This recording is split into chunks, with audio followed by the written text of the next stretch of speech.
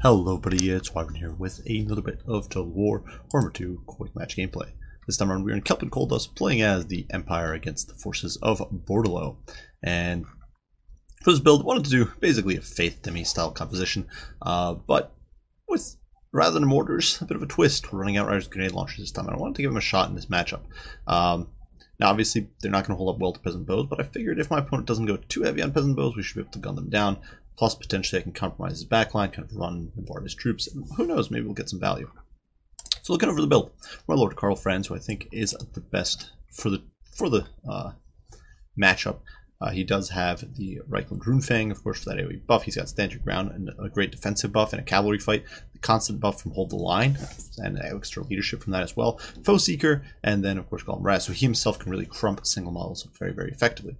Alongside him, we do have a Warrior Priest who is going to be providing his whole series of buffs. He does have Benediction, so an extra +8 leadership. So between the Encouragement and Hold the Line and Benediction, our Demigryphs here are looking at basically an extra 20 leadership. So that's pretty nuts.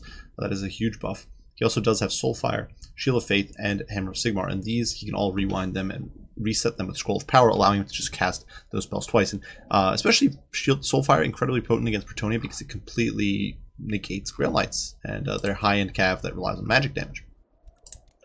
We also do have a Jade Wizard coming in with Earth's Blood, Regrowth, and Flesh to Stone, so some decent buffs there. Life Bloom for the heals, and Power Stone. As mentioned before, we do have the Royal Grip Fights, and then a single unit of Demigryphs, 2 units of Outrider Grenade Launchers, which I mentioned before, and then our front line is mostly composed of Spearmen without shields. There are a few Spearmen with shields here in the center, flanking the Sigmar Sons, as well as single unit of Great Swords. And I think it's always nice to bring a single unit of Great Swords against Brettonia. The unit is basically capable of dumpstering all the Brettonian infantry in a straight-up fight. And can kind of, if your opponent doesn't bring more than like 1 or 2 foot squires themselves, you can often just slaughter an entire front line with a single unit of great swords, potentially. So that's a pretty cool benefit. Now for my opponent, he decided to roll with Brettonia, so interesting choice, something you don't see every day. Albrecht is up here in the sky. He does not have his trident. He's got Heroic Killing Blow, Rally, Foe Seeker, and Spirit of the Tempest. In my opinion, an absolutely god-awful ability on a god-awful lord. Albrecht Brettonia, really not very good. He does have a pretty solid bonus for Slaughter of 30, but besides that, he's kind of trash. Pretty bad melee attack and defense, not much armor. Pretty mobile, obviously, but no AP, and definitely I'd say he's by far one of the worst Brettonian lords. I don't know if him or the normal Brettonian lord is worse, but they're both pretty bad. Alongside that, we do have a single unit of Pegasus Knights. Interesting choice, but they do give you some non-magical A&D large, which is not bad. Frontline composed entirely of men-at-arms with shields. Obviously, these guys can hold up against a normal Empire shooting rather well, and they'll trade okay with, say, swordsmen. They are backed by a whole bunch of peasant bows, simply the vanilla variant, so pretty cheap and cheerful there. And then 2 foot squires, so a decent infantry contingent. They also do have a Damsel of Life, who actually has almost the same composition. No regrowth, which makes sense with such an unelite build. Awakening of the Wood, Flesh to Stone, Earthblood. She also does have a Power Stone. And Hour of the Lady, so a little bit of interesting stuff there, giving herself some magic resist in an AoE. She is, I can't actually tell if she is or is not mounted on a Pegasus. Judging by the fact that she doesn't get advantages, then she's not. My opponent also does have a Grail Relic to keep the front line in the fight, and his backline is all Knights of the Realm and Knights Errant with Knights of the Lionhearted here in the center. So the Knights of the Lionhearted are not going to hold up very well. They are basically a discount Grail Knight, which is not on paper not bad, but in practice against the Warrior Priests can be an issue. Regardless, my opponent doing a great job here slaughtering my Outriders with the grenade launchers to get very little done because there's just so much peasant bow fire. Really just trash play on my part. I should have been much more patient, but these guys get slaughtered and sent fleeing. This other unit of Outriders, though, maneuvering around alongside these spears and staying okay, safety-wise. Meantime, my cavalry seems to be piles into the center. Karl Franz looking to crump this Grail Relic, take it out of commission, and eventually start terrorizing his front line. And of course, not much risk here with the Demigryph Knights with halberds. They don't have much competition, and the Great Swords, of course, are just cleaving through this trash alongside the Griffites and Karl. So definitely some good stuff. In the meantime, though, my opponent does come in with his Pegasus Knights, looking to snipe out the Jade Wizard, who I left behind for safety reasons. A bit of a mistake, though. I should have kept him closer to my formation. I simply forgot about him. I left him there initially for safety and then forgot. So what can you do? That said, my opponent, seeing the cavalry mob coming in, decides to bail out. And that is probably a smart decision. The front line, though, not holding up very well at all. You can see the Warrior Priest diving in once again. Earthblood is going down on my opponent's troops, trying to keep them in the fray. And the cavalry kind of staying out of the fight. This is something you'll often see with these big clashes. You'll see cavalry being kept in reserve for a long amount of time, and this means that my opponent is kind of missing out on a lot of potential damage on my front line. You can see the greatswords are buckling the front, and the spears are going to hold okay against Knights Errant and Men-at-Arms. They're not an amazing unit, but they'll hold. Knights Errant are not amazing either. Meantime, the grenade launchers dumpstering these foot squires who are really having a bad day. If you can get this sort of optimal situation with Outriders grenade launchers, they will do so much work. And now the backline is compromised. You can see just that swarm pouring through. We still haven't really casted any of our buffs. We did, well, I guess we did cast Reikland Runefang and Stand Your Ground, but finally, now as the engagement is going down, you can see the Warrior Priest here casting all of his abilities. We're going down with Hammer, Sigmar, Shield of Fate, everything going down. Just look at this. Reikland Runefang is still active. So if we look here, you can see these guys up to 90 melee attack, and that's without their bonus versus large. They're going to be slaughtering. That's the Lionhearted. They basically have no chance of missing. Earthblood going down, keeping this pocket healed up, and you can just see absolute slaughterhouse. Over here, Karl Franz teaches Albrecht Bordelot, whose boss, really puts him in the ground. And in this protracted engagement, Demigryph Knights are going to be domineering. Sure, the Relic is keeping things in check for now, but second round of Battle Prayers is going down with our Scroll of Power, which is so potent. One of those things I don't really see people use this a lot. I don't see a lot of people run Warrior Priest. They always run like the Archlector, but I really, because I just like Karl Franz so much, I've been running the Warrior Priest like this.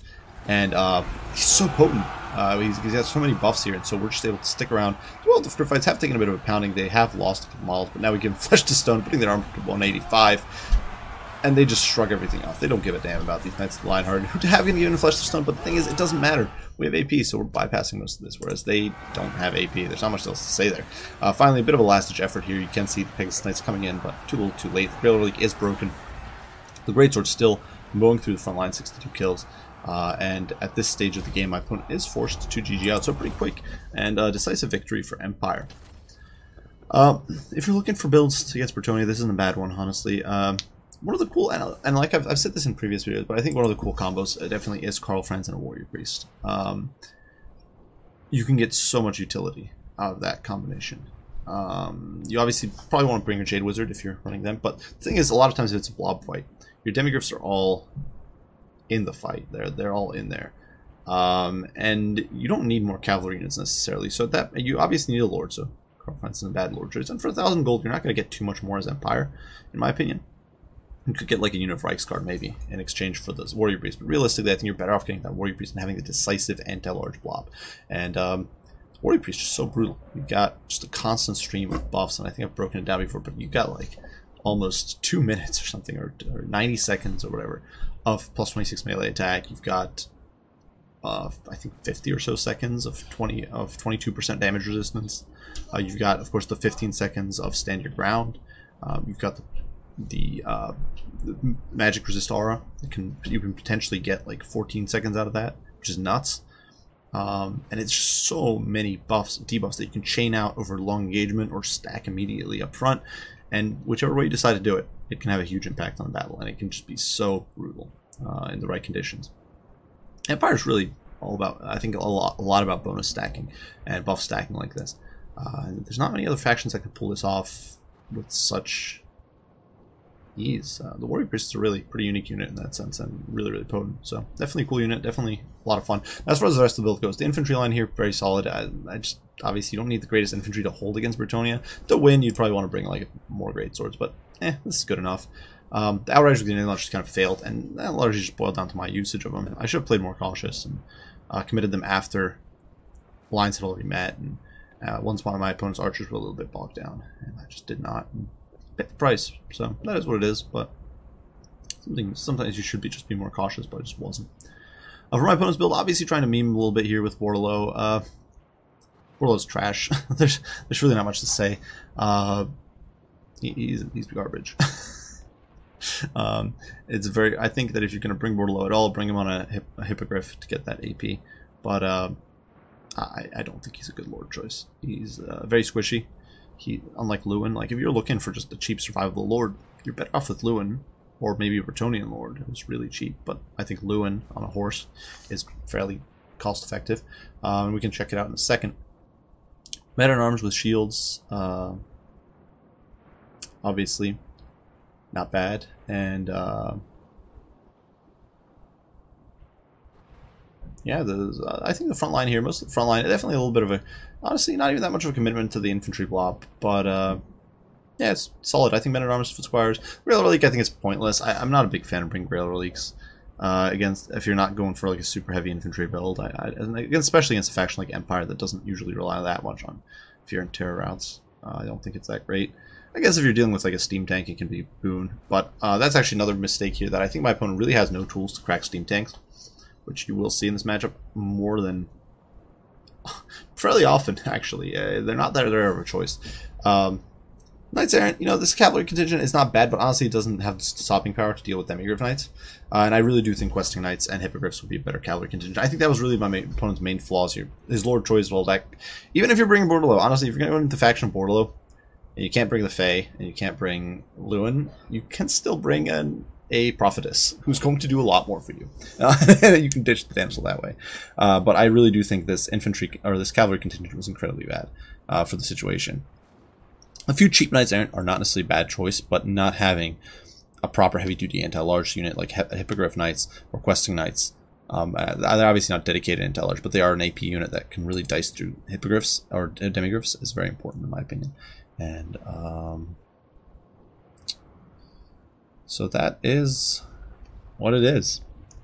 I do believe I promised to check out the what good old Louis is in comparison. So let's say we do strip down Louis in comparison to Bordelot. So baseline cost, well, this is without amount, so put Lewin on amount. Let's say you don't care about bluffs. You're just looking to be survivable. You can ditch Lady's Champion or Beloved Son of Brettonia. You can ditch Foe Seeker, stand your ground. Oh, you can ditch Lion's Shield. You get a decent lord here for 1400. This is just a survivable lord, and you keep your regen. Whereas Bordelot, you gotta pay for the horse. So you strip him down and take everything off him. It's still 1050. I guess he is cheaper, but not really worth it. Like the Brettonian lord on a horse, it's completely stripped down, is even cheaper and has higher melee defense. And in fact, does he have higher? No, he doesn't have higher armor. But yeah, the Brettonian lord stripped completely down gives you 900. For 900 gold, he gives you 48 melee defense. He's much tankier than Bordelot. I do think, like I said, I do think Lewin is the way to go. He just is superior. But if you're looking to be cheap and cheerful, Lord is better, or honestly just a Prophetess. You can bring a Prophetess of Life, throw her on a Pegasus, then she can't really be caught. You give her like your very basic elementary buffs, throw in a Salt of Stone, might strip off Aura of the Lady, and boom, yeah, you got a loadout for 1500, and you're basically uncatchable. You've got healing, you've got support spells, you're set. And I think that's just a better way to go. Bordelot just doesn't really do anything unless you kit him out with Hippogriff, and then like I don't know, the Wrath of Manon is garbage anyway. So honestly, like you can do something like this, I guess, with Bordelot, and he is a cheap Hippogriff lord, but still not good. There's nothing good for me to say here. Bordelot is just trash. Look at his stats, dude. 50, 35. Whereas Lewin on Vicus is 56, 45. And Lewin, of course, is far superior items and equipment and all that. And if you're going expensive, go with Lewin. If you're going dirt cheap, go with Prophetess or Fae or whatever. That's my 2 cents there. I do hope you guys enjoyed the video. We found it entertaining and hopefully fun to watch. If you did, be sure to leave a like, subscribe, share, all that stuff. If you have any comments, any criticism, any questions, as usual, don't hesitate to post them. I will do my very best to respond as soon as I can. I do thank you all for watching, and I will see you all in the next one. Bye for now.